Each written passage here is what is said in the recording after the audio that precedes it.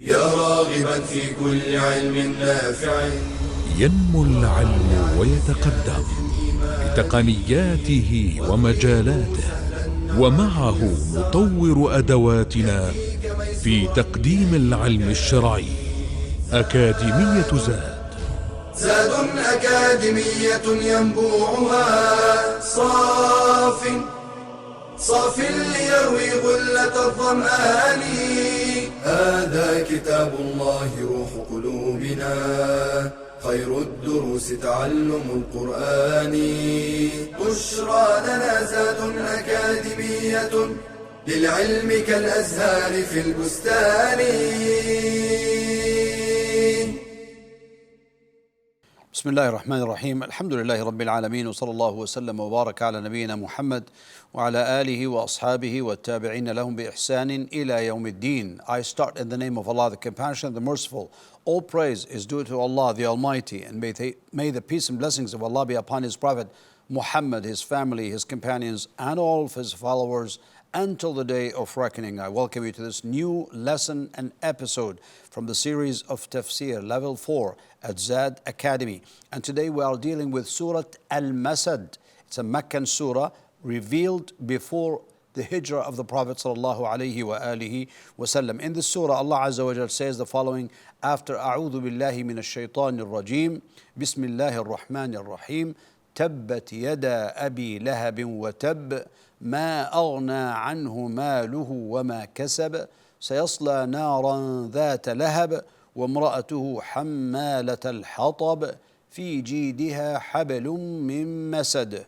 So the meaning of these verses is this, where Allah Azza wa Jalla says, may the hands of Abu Lahab be ruined, and ruined is he. His wealth will not avail him, or that which he gained. He will enter to burn in a fire of blazing flame, and his wife as well, the carrier of firewood around her neck is a rope of twisted fiber. These are 5 ayahs from Surah Tabbat, or the surah of Al-Masad as known in the books of Tafsir. Now, the reason for the revelation of this surah is as was narrated by Ibn Abbas radiallahu anhuma, who said, when the words "and warn, O Muhammad, your closest kindred," as Allah Azza wa Jalla, وَأَنذِرْ عَشِيرَتَكَ الْأَقْرَبِينَ, were revealed, the Prophet sallallahu alaihi wasallam climbed Mount As-Safa and started calling out, O Banu Fihr, O Banu Adi, and these are the clans of Quraysh, until they had all gathered. And if a man was not able to go out, he sent an envoy to see what was happening. Abu Lahab and Quraysh came, and the Prophet ﷺ said, what do you think if I were to tell you that there was a cavalry in this valley intending to raid you? Would you believe me? They said, yes, we have never known you to be anything but truthful. He said, then you should know that I'm a warner to you ahead of a severe punishment. He said to them, لو أخبرتكم أن خيلا بالوادي تريد أن تغير عليكم أكنتم مصدقي? They said, yes, ما علمنا عليك من كذب. He said, فإني نذير لكم بين يدي عذاب شديد. Abu Lahab said to him, may you be ruined for the rest of the day. تبا لك لهذا جمعتنا. Is it for this that you brought us together? تبا لك سائر اليوم لهذا جمعتنا. Then the verse were revealed. May the hands of Abu Lahab be ruined, and ruined is he.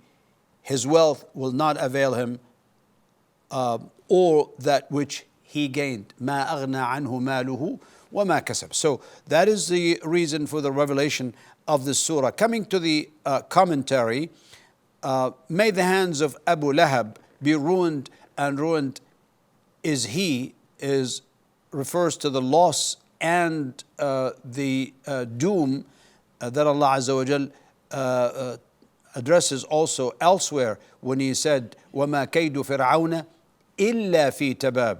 And the plan of Pharaoh was not except in ruin. So tabbat, meaning it was ruined and in loss, as also was the plan of Pharaoh, which ended in ruin and loss as well. So maybe the reason is this is like a dua which is against Abu Lahab. May his hands, may he be lost and doomed. Now, the tabbat is mentioned, tabbat and tab are mentioned twice, the same verb in Arabic, and everyone would mean a different thing or something not necessarily the same thing. The first mention of tabbat or ruin is prayer against him. So that's dua against him, that he lost and fail, and his endeavor go awry, and that his actions be rendered worthless. So that is dua against him for what he did against the Prophet sallallahu alaihi wasallam. And the second mention of ruin is a statement that this has already happened, because he has lost and he is truly lost and doomed. Watab. So it is for certain that he already lost. Abu Lahab was one of the paternal uncles of the Prophet sallallahu alaihi wasallam. His name was Abdul Uzza ibn Abdul Muttalib, and his kunya was Abu Utbah, and he was called Abu Lahab because of his bright and handsome face. He hated the Messenger ﷺ vehemently, very, very strongly, and did him a great deal of harm, scorned him and criticized him and his religion. It was narrated by Rabi'a ibn Ibad. He said, I saw the Prophet ﷺ during Al-Jahiliyyah in the market of Dhul Majaz. Dhul Majaz was in Taif, and he is saying, O people, say La ilaha illallah. There is no God worthy of worship except Allah. So you will prosper. Ya ayyuhan nas qulu la ilaha illallah tuflihu. And the people were gathered around him, and behind him, and around him stood a man with a bright, handsome face and a squint, his hair in two braids. So that is a description of Abu Lahab. He was saying he is a liar who has changed his religion. He was following him wherever he went. I asked about him, and they told me about the lineage of the Messenger of Allah sallallahu alaihi wasallam. They said to me, this is his paternal uncle Abu Lahab. So that was Abu Lahab. His wealth will not avail him. That is, nothing of his wealth will avail him or ward off from him the wrath of Allah subhanahu wa ta'ala, or that which he gained, meaning this includes everything that he owned or acquired, like children, wealth, honor, and so on, will not avail him from the punishment and wrath of Allah Azza wa Jal. The commentators narrated that Abu ibn Mas'ud radiallahu anhu said that when the Messenger of Allah sallallahu alaihi wasallam called his people to faith, Abu Lahab said, if my brother's son is saying the truth, then I shall ransom myself from the punishment on the day of resurrection with my wealth and my sons. Of course, he was playing a game there, and then Allah revealed to his, or might be thinking that he would be saved by his own children and wealth, and Allah revealed subhanahu wa ta'ala, his wealth will not avail him all that which he gained. It will not save him from the punishment of Allah Azza wa Jal. He will enter to burn in a fire of blazing flame. سَيَصْلَى نَارًا ذَاتَ لَهَبٍ. This will soon be roasted by a fiercely blazing fire. The fire is described as that lahab, or blazing flame, to highlight the connection between his name and the punishment that he will receive. His name is Abu Lahab, and he will reach a fire of lahab, or with a blazing flame. And his wife, she was one of the leading ladies of Quraysh. Her name was Jamil Arwa bint Harb ibn Umayyah. She's a sister of the famous Sahabi radiallahu anhu, Abu Sufyan. She helped and supported her husband in his disbelief, the denial and the stubbornness on the day. So on the day of judgment, she will help in the punishment of his punishment in hellfire. And the carrier of firewood, Hammalata al-Hatab.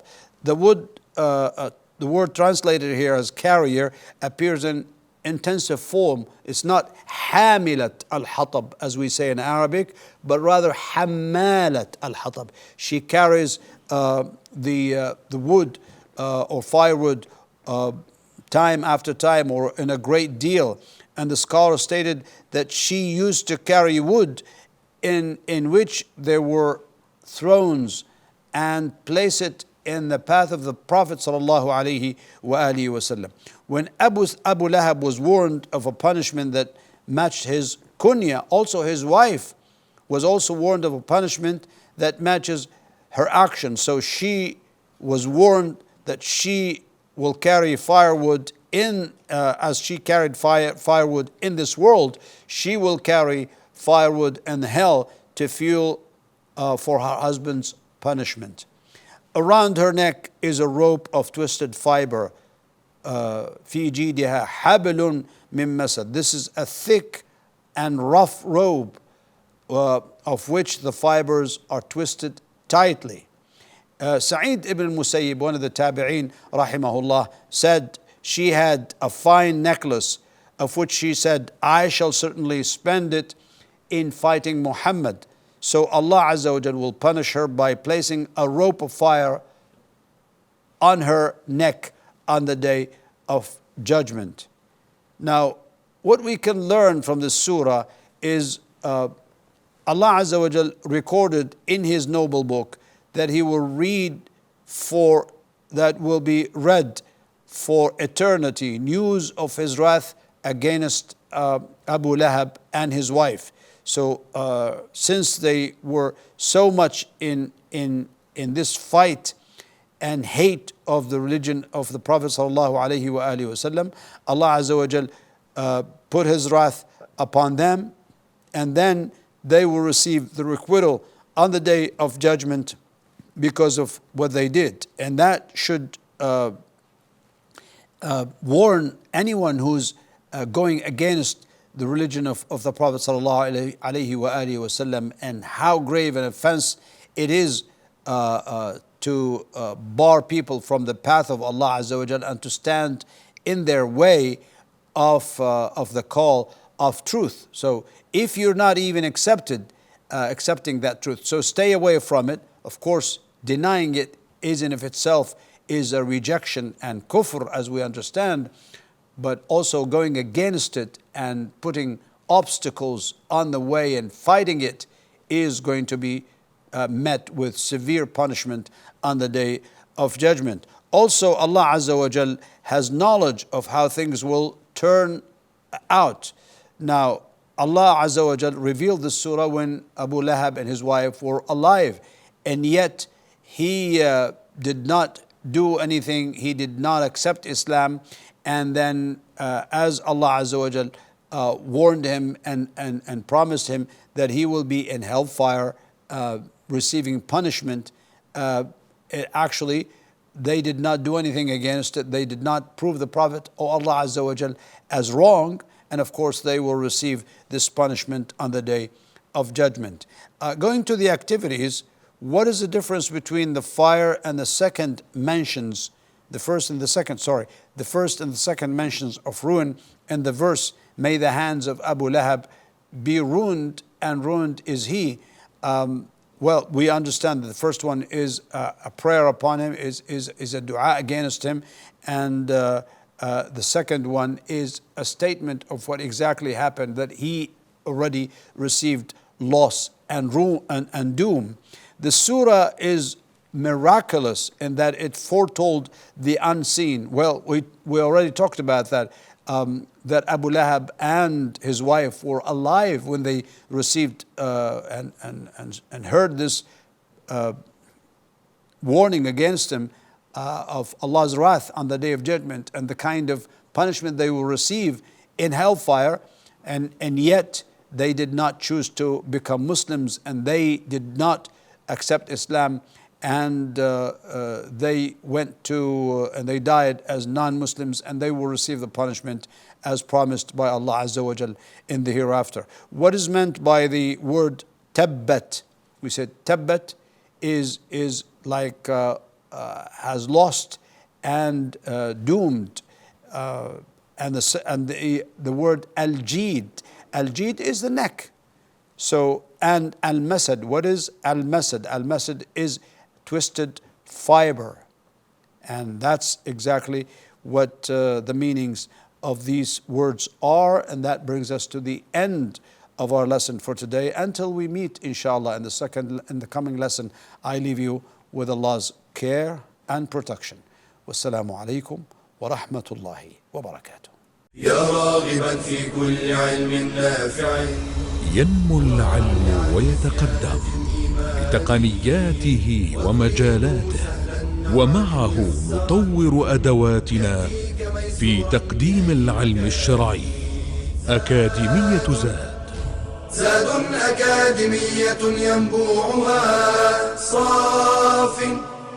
صاف ليروي غلة الظمآن. هذا كتاب الله روح قلوبنا، خير الدروس تعلم القرآن. بشرى لنا زاد أكاديمية للعلم كالأزهار في البستان.